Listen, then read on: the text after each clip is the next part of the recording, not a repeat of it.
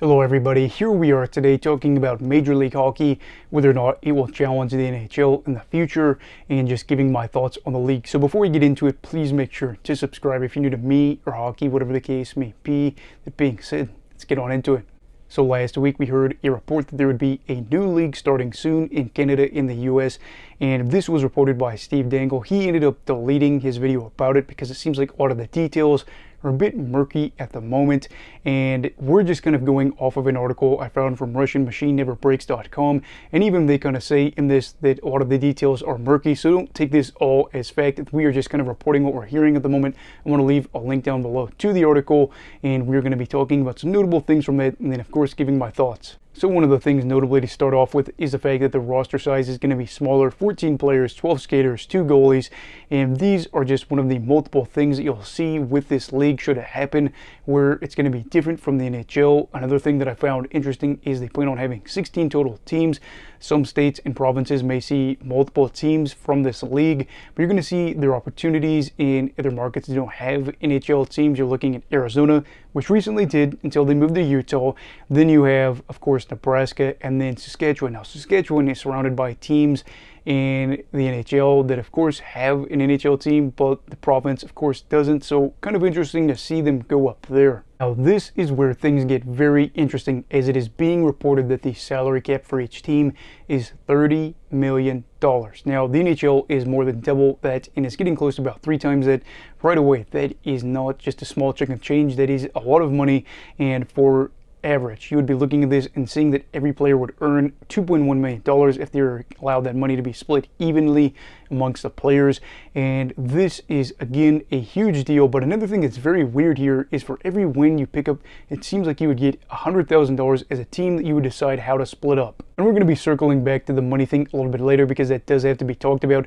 But it does seem like something else has to be talked about, is they are allowed to sign 3 professional players that have played professionally in either Russia, Europe, or of course North America. So guys that have played in the NHL could go out there and do that. SHL, all these things is what comes to mind. And then I'll leave this up here. This is what qualifies for the rest of this. Basically seems like it's going to be guys that are playing juniors, college hockey, and then for the qualified women, I think what they mean by this is maybe like PWHL players that are looking to make more money. I'm not exactly sure how much PWHL players make, but that would consist the roster. And then the final thing before we get into my thoughts is the fact that these games will be broken down into 2 halves of 12 minutes. Not a normal thing at all for hockey, but this is, again, a very weird league. Now we get to jump into what exactly I'm thinking. So what am I thinking here? I'm thinking that this will not compete with the NHL. From what I'm seeing from the very beginning, we're seeing a lot of very weird details about what is and isn't happening, where exactly all these venues will be, kind of played. The state of these things are all going to be very weird. At the end of this, I do not see a world where the NHL is challenged by this league, because this seems a little bit more gimmicky. I think there's going to be some good talent if they're able to play, but with it being so short, are you really going to pay whatever the price is going to be to see them play 2 12-minute halves? I don't exactly think so. And you might be able to snag some players that played professionally, and you're going to see maybe some young talent, but it's not going to be something that ends up taking over the NHL and then becoming the best hockey league in the world. And I know some people look at this and say we do need to be concerned about it, and I do think that there is some aspect where you would be a little bit worried. But for me, I've seen many leagues come and go as startup leagues end up folding within a year or two. I'm only 24 years old. I cannot even tell you how many professional football leagues end up starting and falling within a year or two. Maybe they don't even get to play a whole season. So with this, it's not exactly like I think the loyalty from NHL fans is going to switch over from the NHL to this league. Now, my biggest concern lies from where this money is coming from, as it's being reported that a lot of this could be coming from Saudi Arabia. And I know this is going to be a touchy subject, but this is true. The Gulf countries in recent years have started to get more and more and more invested in sports around the world, and I don't necessarily think it's a good thing. I know money talks, and I know that people will say they have the right to do it if the clubs accept it or whatever, but they've got more invested in European soccer, or whatever you want to call it, European football, that's fine too, and golf. I don't really know much about either one of these things, as my dog lets out a big sigh.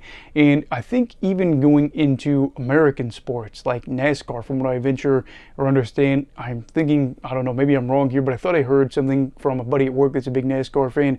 They're possibly trying to get them to go out there and do a race. I know they've been really invested in racing with Formula One, and people will say, well, more money, that's a good thing. If they're willing to throw out the cash, that is something that's positive. Not exactly. And for me, it really comes down to the fact that these countries don't exactly have the best records when it comes to human rights, even to today. And I know people will be easy to point the finger at me and say, you're an American, look at all the things that the government in the country has done in its past. Absolutely not saying that they are completely absolved of things that are happening or have happened before, but I just see what is going on here, and it seems like they're trying to get an influence in a way that seems a little bit weird, where it's, we'll give you money, and I just don't really like the money and loyalty aspect. I don't want somebody to be kind of putting their pockets out and saying, you can have this, but you have to do it as I say. And I'm just not really a big fan of that. That's why I think before, what I've brought up is the fact I never want to get where I have to be with a sponsor where I don't agree with them, where it's not something that I would promote personally. And I know I've never had a sponsorship come up to me and say, we're going to pay you money. I have had one company say that they would, have me promote something, but I didn't really feel comfortable with it. So you know what I did? I didn't end up doing it. I will say this, if this league is truly going to happen and they are able to play a year and we can't stop it, good for the players, I guess, for getting money if they're in a spot where they need the money.